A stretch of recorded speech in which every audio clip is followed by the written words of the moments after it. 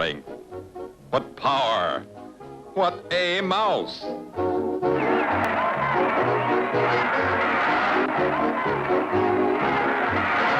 Mighty Mouse, the champion of justice. He's seen his duty, and he doed it.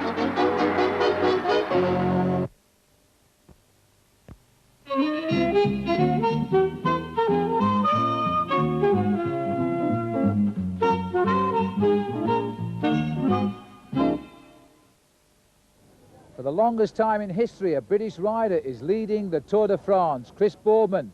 Can he keep the overall lead when the race arrives in Boulogne today? Find out with us here exclusively on Channel 4 at 8 o'clock.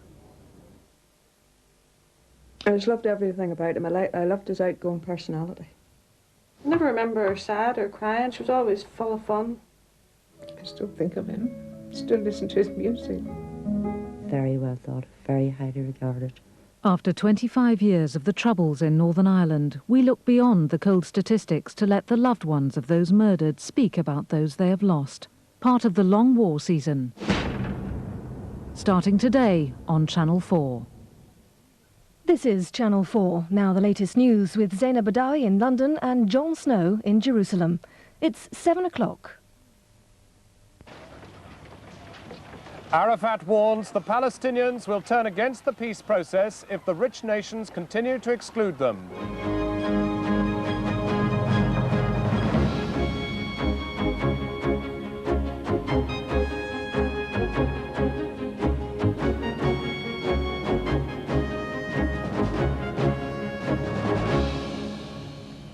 Good evening from Jerusalem, a city tonight once more at the very heart of the struggle for peace in the Middle East.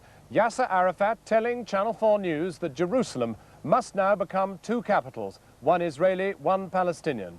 At the same time, speaking to us in his new home city of Gaza, he lambasted the West for allowing the Israeli occupation to continue for so long and for failing in its moral obligation now to provide aid.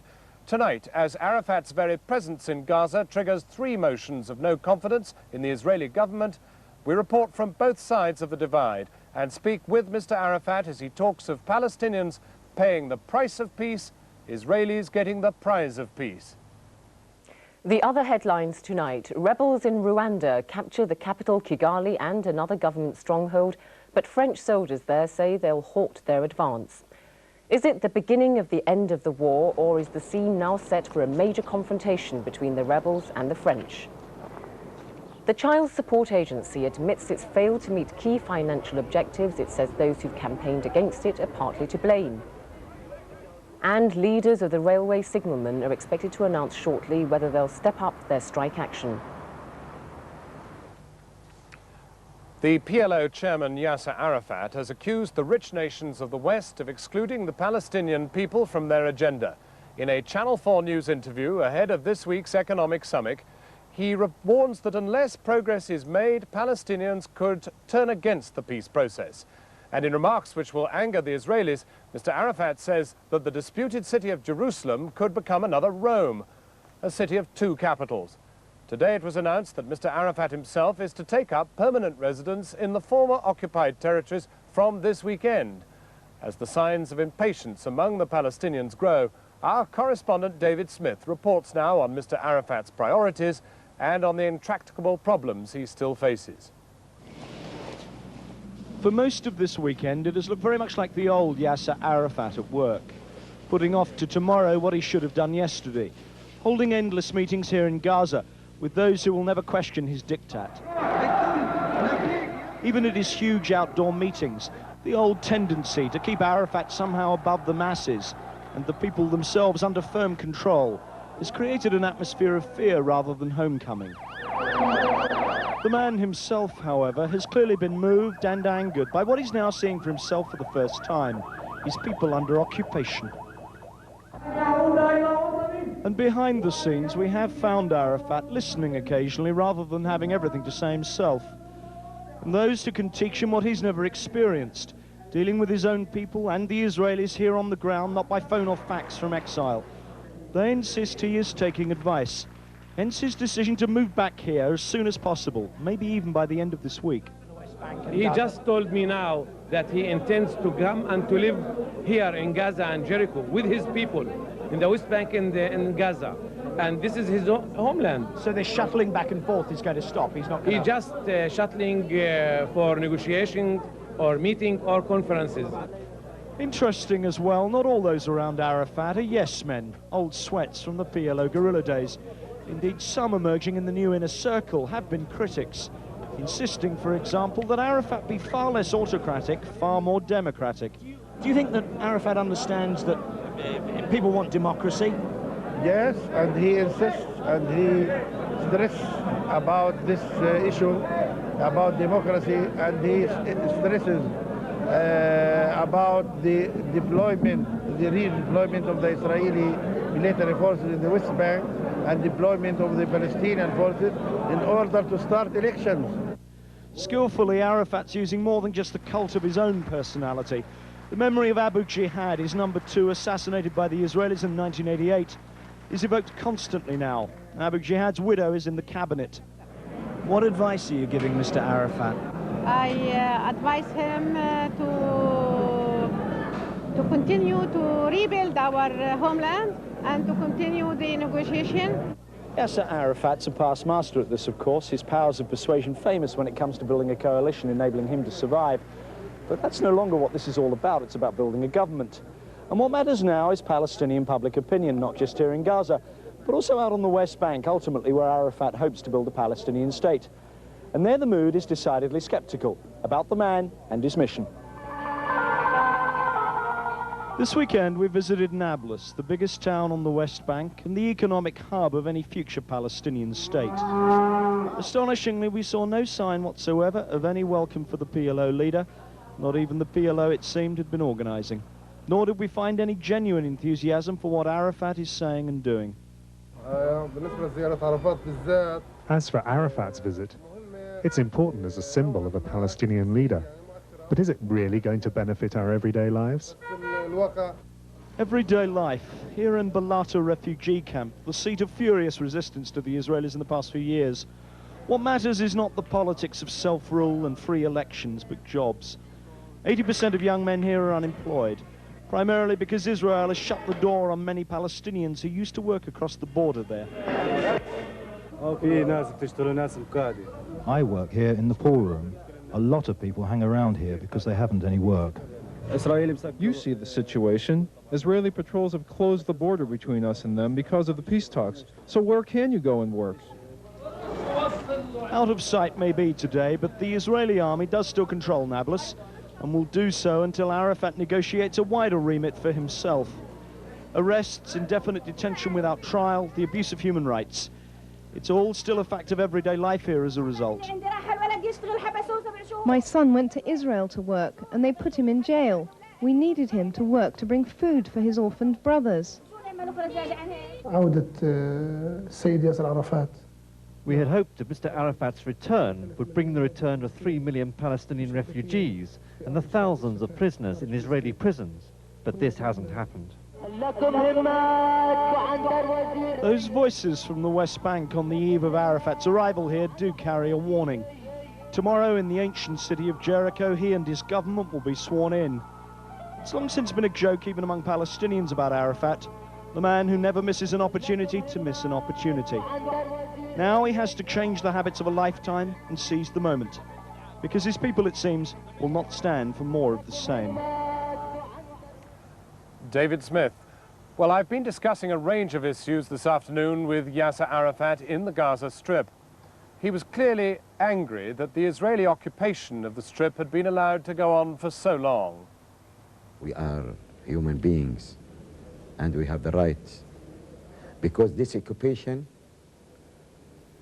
is international responsibility, not only the Israelis and behind them who were supporting them. Why do you think there has been no response? Because they were supporting this occupation by different means, money, weapons, by everything, and we were suffering during all this period. It is a moral responsibility, a political responsibility, a humanitarian responsibility. economic responsibility. We have the right to ask where is the promises which we had heard about it? Nothing, nothing, nothing. What will happen if you don't get large sums of money soon? What will happen here in Gaza? These masses, which you saw by themselves, hundreds, thousands of masses, day by night. You saw them by yourself. They will listen to me in the first day, in the second day, in the third day, in the seventh day. But later upon, they will react alone. They may even react against you. Against me? If you cannot against the peace process. Against the peace process. Against the peace process. Because the demonstrations, not only for celebrating me, it is a referendum from these masses saying that we are with the peace of the braves. But they are in need of a real response. Well, now the G7, the group of 7 industrialized nations, are meeting in a summit in a few days' time. And I am sure that we are not on their agenda. We are poor. The poor is not on their agenda. Maybe South Africa, because it is a rich country, will be on their agenda. But Palestine is not in their agenda. Well, what would you ask them, though, specifically? To be on their agenda. And what do because you want? The peace of the braves between us and the Israelis are not only Palestinian needs. But it can't just be money, can it? It has to be programs. Programs, projects, everything. We are paying the price of the peace, while the Israelis are getting the price of the peace. How you can explain it to our kids? You are going to live here in Gaza? No doubt. It is my homeland. At the end of the week you're coming to Gaza to live? No, not at the end of the week. I am going to meet Rabin in Paris to make, during this celebration of the UNESCO, one day, and I return back. It is the first time I will go from my homeland to visit any other country. An enormous amount rests on you personally. You are the chairman of the PLO. Everybody is looking to you personally. Are you going to be able to transfer yourself from the guerrilla leader to a democratic leader in peace? Why you don't ask this question to my brother Sam Ngoma of Namibia? Why you don't ask this question to Mandela, my brother Mandela? Well, of course, Nelson Mandela and Sam Nujoma of Namibia and South Africa have moved to elections and now have a democracy. Do you expect to go the same way? You know, you have to remember, even during the revolution, we had this very strong democracy, and we are proud of it during the resistance. And I used to call it the democracy of the jungle of guns. And it is not me who is preventing the occupation, the election. It is the Israelis till now are not removing from the rest of our Palestinian land to start the election. Ask them to remove very quickly. We are in a hurry to make our election. And what about the place that causes the greatest anxiety of all to Israelis, Jerusalem? Jerusalem? They are, even the American, which they are the nearest allies to the Israelis, are not accepting till now the annexation of Jerusalem, the holy city, to the Israelis. And they have an embassy there. All the international community is against it.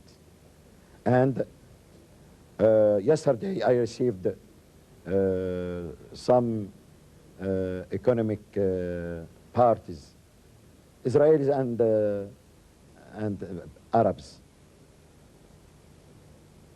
from Israel. They said, why not to live together in Jerusalem? 2 capitals for 2 states in Jerusalem. Rome, as an example, Rome is the capital of the biggest state in the whole world, which the biggest followers, the Vatican. Yes, they have their capital in Rome, and the Italian government, they have their capital in Rome. Why not to have our two capitals, we in one side and the other in the other side? And this will be a very good signal and historical sign for the peace of the braves.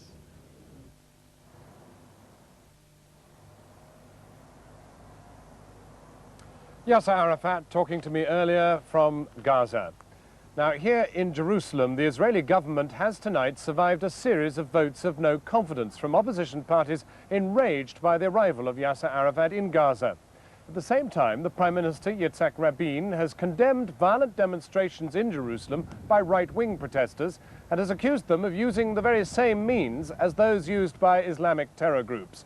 Liz Donnelly, here in Jerusalem, reports on tonight's crucial vote for the government and analyses at what pace the peace process can now run.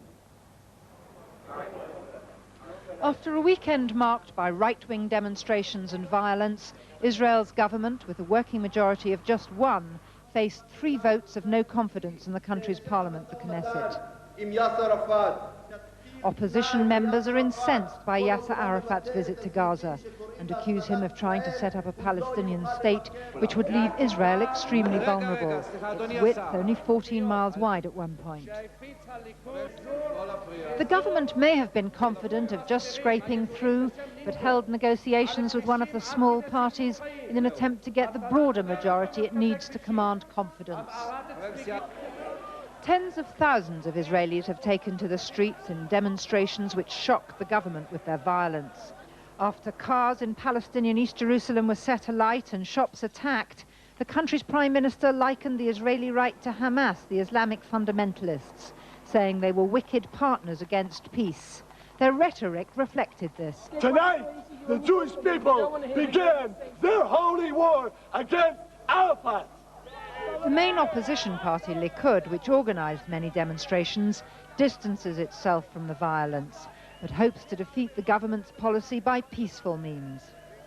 I can't get peace now unless I give everything to the Arabs. If you want a real negotiated compromise peace, you need more patience. I think it's a long-term process. It's not a short-term one. It was very successful. For the last 27 years, since the 6 Days War, the Arabs, one by one, came to the conclusion that they have to live side by side with Israel. If we go back to the pre-67 line, which may be the end result of this process, we will reverse a very positive peace process that was built on a strong Israel. Despite efforts by the right to broaden their appeal, these demonstrators are settlers or supporters of hardline religious parties. People the government accepts will never support the peace deal. But they won't necessarily speed up the next stage of the peace process, despite their relief that mainstream Israelis didn't join the demonstrations.